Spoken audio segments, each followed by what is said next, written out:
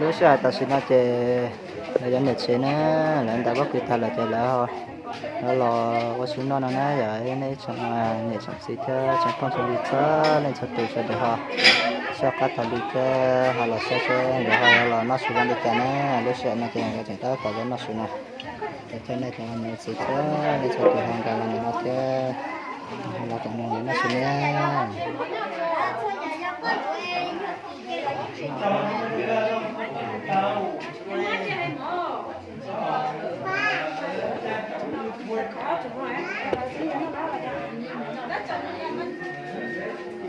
hai chỗ mỗi đây chú hát chị heo chăng à tệ luôn mỗi chè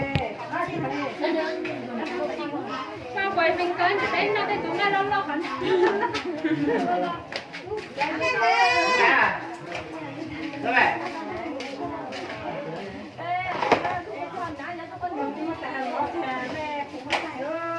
rồi nãy số khăn đâu hả nè khăn đâu nãy chỗ chó gì nó mới đâu mới lên chỗ khăn đâu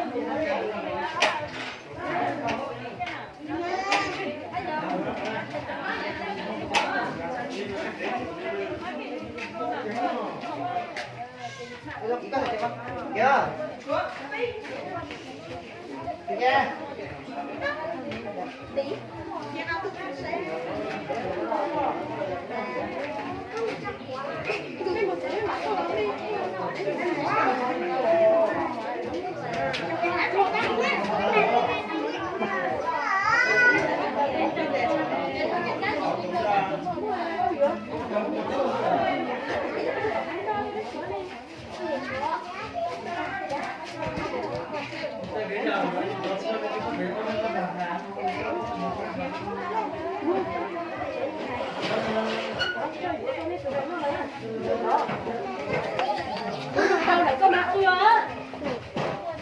Sao lại quay chứ nó? Em là quay chứ.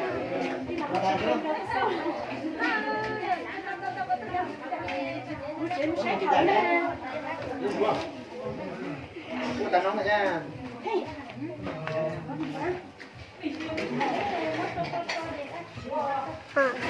Cổ rất đẹp.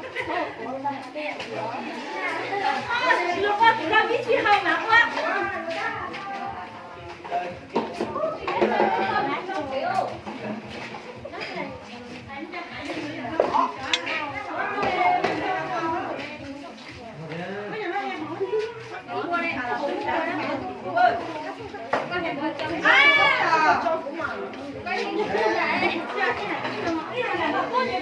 Để vào là ngon quá. Cái quá cho này. Bà có này nhỉ? Cái đó nó có này. Mua nó này. Cái đó nó mua đi tao ra. Nó có này đó, chị mua là chị mua được. Thế nè.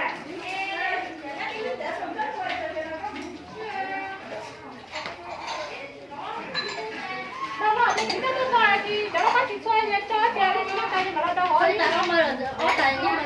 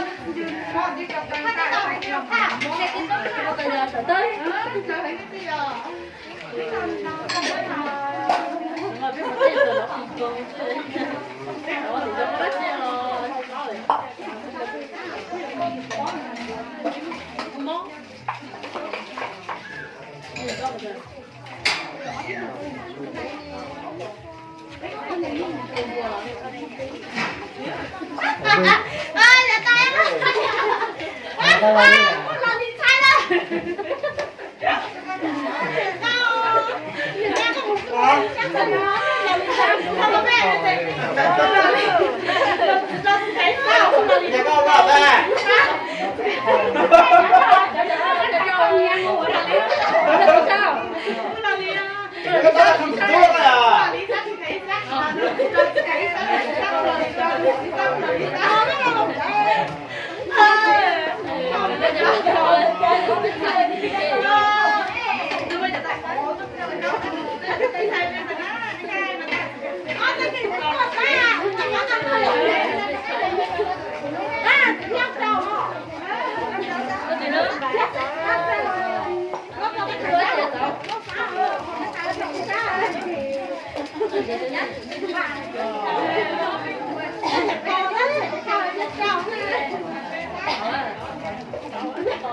我那把我做牛那个，人家还是在找把我看见，就看见我弄弄我找着，我怎么了看见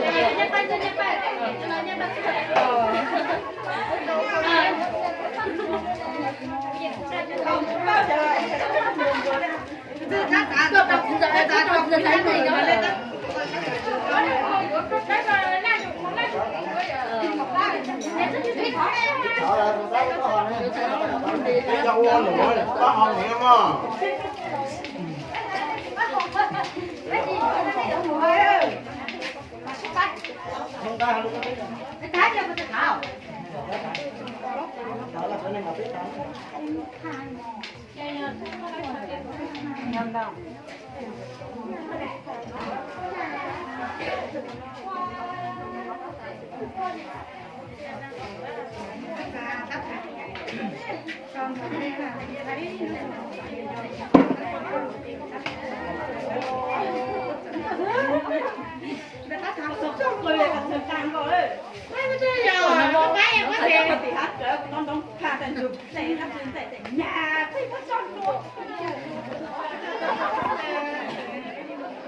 bây giờ ta xuống nó thì bây giờ là nó xuống rồi nó chọn mình sẽ theo trong phong trào lịch sử lên cho tụi nó rồi bây giờ nó chỉ cô được muốn đại cao thành được theo cô cô ta sẽ xếp theo là cho nó sẽ là hoặc là nó xuống rồi nó thọ cho nên cái sai cho nên sẽ tụi sẽ được họ làm rồi cái dân lịch sử nó tao bây giờ nó xuống cái nó thọ cho sẽ được rồi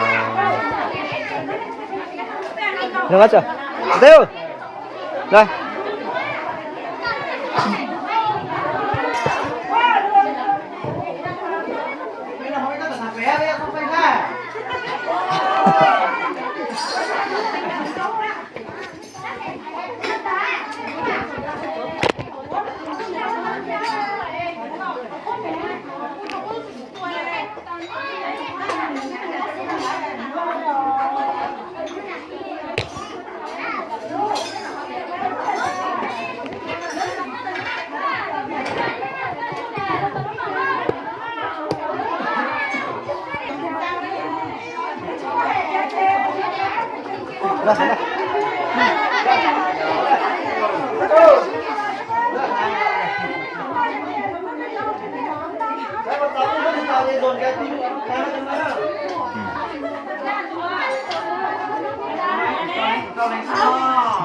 mình nhớ chủ trâu lên cả tan trâu cho mà trong con bên à xuống đây là hay là sao à sẽ là cái bên nó xuống nó không xin sẽ cái sẽ là xuống trâu cho nó cái nó xuống nó là nó có bí mật nè phải lúc mình thì chống thì phải yếu tố nhất mình nữa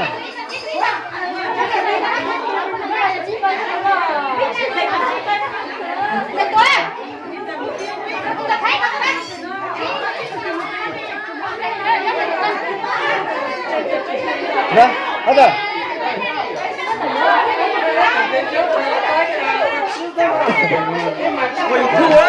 đấy chủ sức lấy nha cái chủ sức lấy ấy nó kia cả cho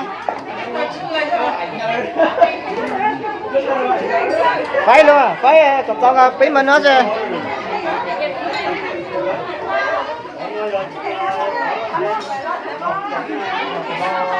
trái già luôn thôi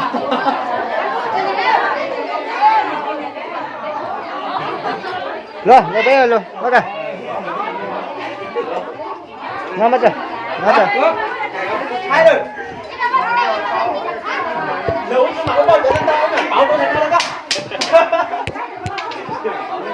bao nhiêu cái rồi bảo cái gì nó đây không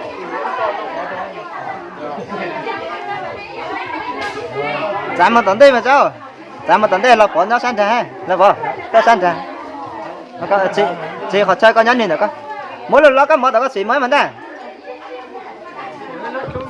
xì luôn lo cái món đó có cho tàu bé nhớ được con chị thế có tôi cái này bắt số con tôi tỏ cho chị khỏi nó đi can nữa tôi được con tôi được nó cái thôi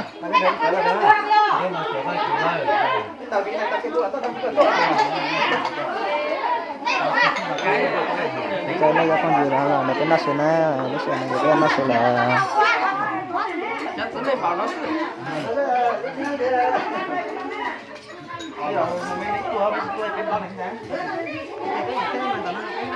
thôi lòng nó còn càng sai chứ nó tập cái một không con này có tí nè lấy tao chạy như này đó rồi biết sao rồi đó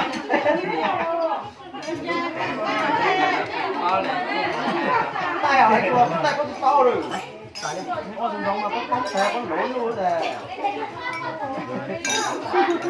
rất là hả bạn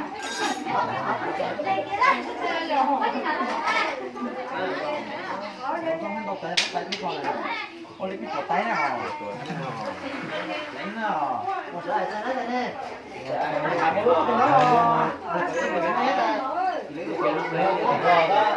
thì muốn bao nhiêu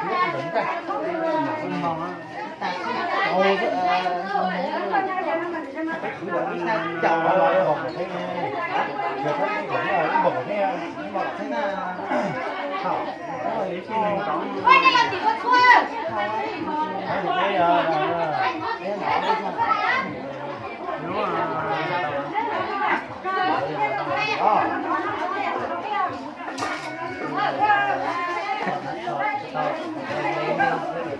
kể tình nhiều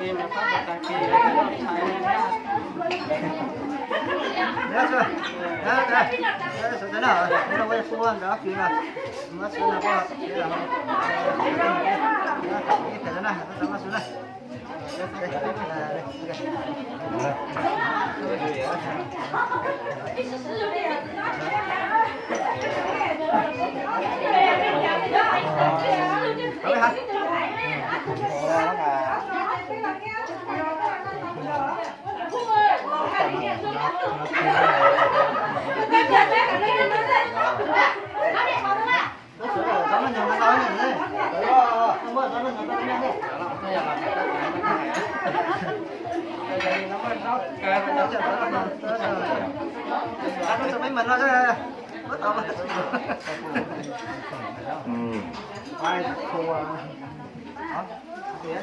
nó mình nó muốn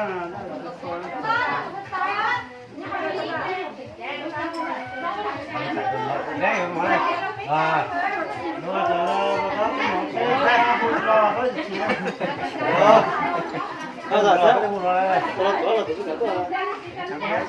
nó làm bu yếm bu bánh trôi nó bánh bóc thế nào bánh trôi nào này ai khai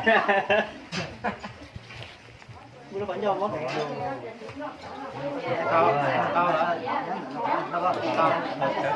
không nếu tôi đây là nó hay đây thải không cuốn nào giống này nó một chuyện thấy có cái gì đấy sao đi tại sao mất giáo kia cái nữa bên đây nó tập quan nó có gì cả hả nó tôi cần được mới giải nữa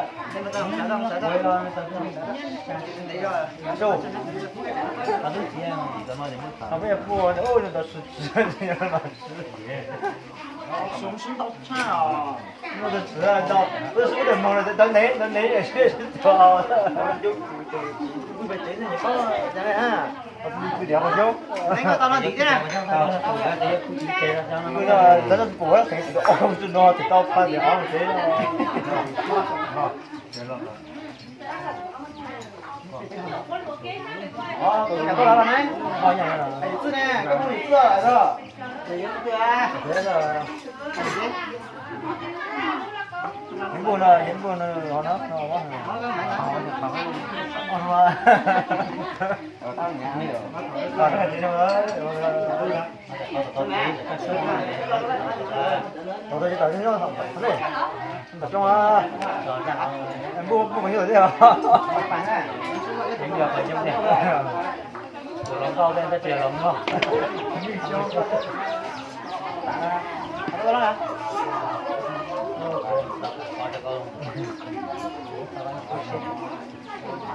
Tôi takin nó nó rồi tay khổ đau rồi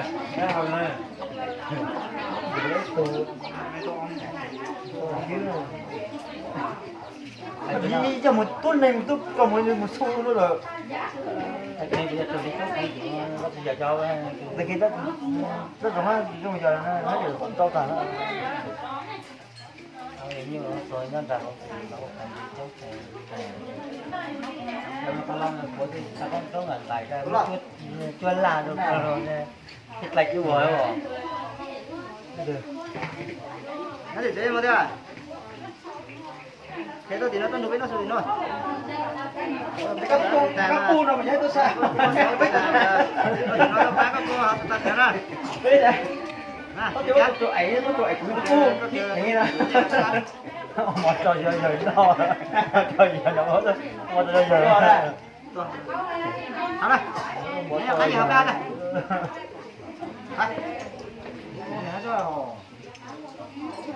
rồi đó cái cả sao thì nó rồi sao rồi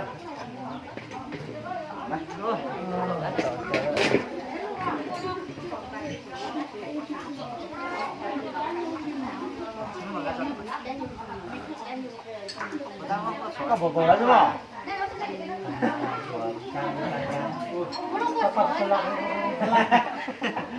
Nó ra, nó về tới nơi, nó này, nó ra, cả nhiệt rồi đó.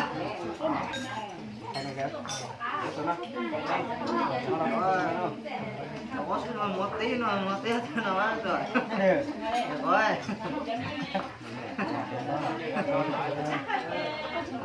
Nó ra một tí à? Đã có người hay, đã có người có thể có lực ngay ta không lực thế này. Trong túi đó. Nhưng mà ta không có để ra. Nó bằng đâu.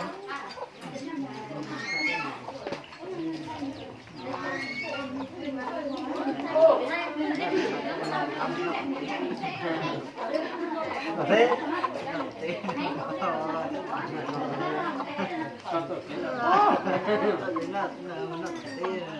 vẫn là thế này nó đỏ nha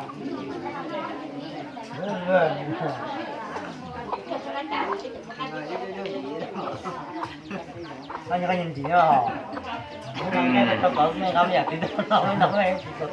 Nghe món của con nó.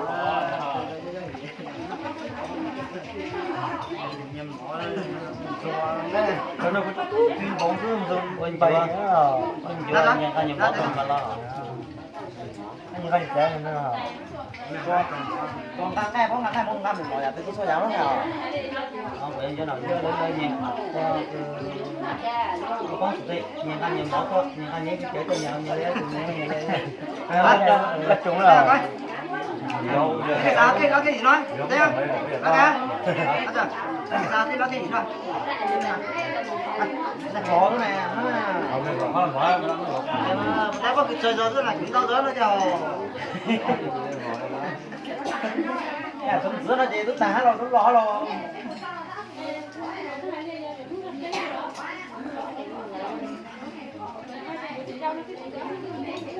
Nhìn chưa tỏ ra. Lấy số thứ nào? nó sẽ hỏi nó chơi người dân lịch sử nó là tiếng nó chơi tiếng họ là tiếng nó so thế là có so ta là thế thì cho lòng xin nó cho phong gì nó thì nó sợ cho nó sẽ cho nên đó còn nó có sao các thằng nó cũng chơi mà đi tập xin xin cho lũ nó sẽ hỏi nó thì ô cho là thay là sao lên là xe mà nó sinh ra sẽ đây đó nè còn có sẽ gắn nó khá năng cho